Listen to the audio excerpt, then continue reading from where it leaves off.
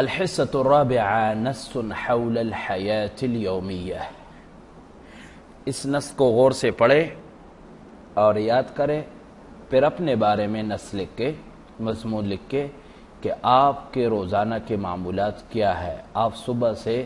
شام تک کیا کرتے ہیں، وہ عربی میں لکھے۔ استيقظ صباحا مبكرا قبل اذان الفجر، اذهب الى المرحاض واتوضأ، ثم اذهب الى المسجد واصلي صلاة الفجر مع الجماعة، با جماعت نماز پڑھتا ہوں، واقرأ القرآن الكريم،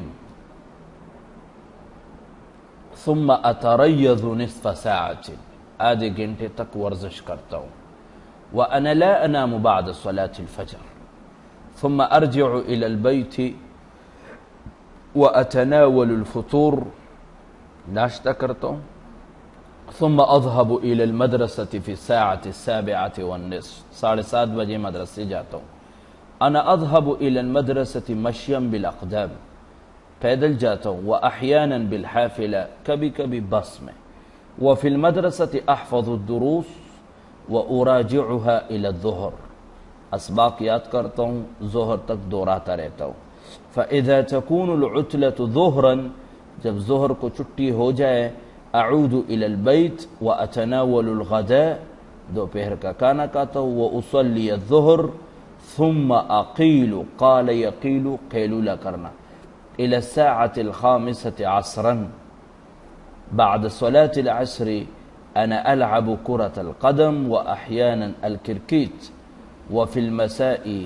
أكتب الواجب ثم أنام۔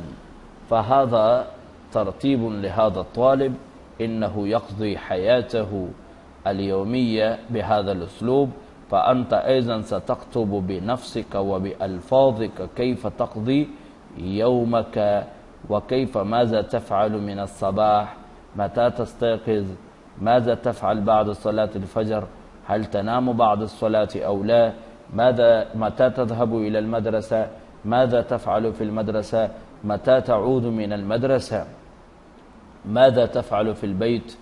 بعد الظهر، ثم بعد المغرب، ثم بعد العشاء، ثم متى تنام وكيف تنام، تكتب كل شيء إن شاء الله۔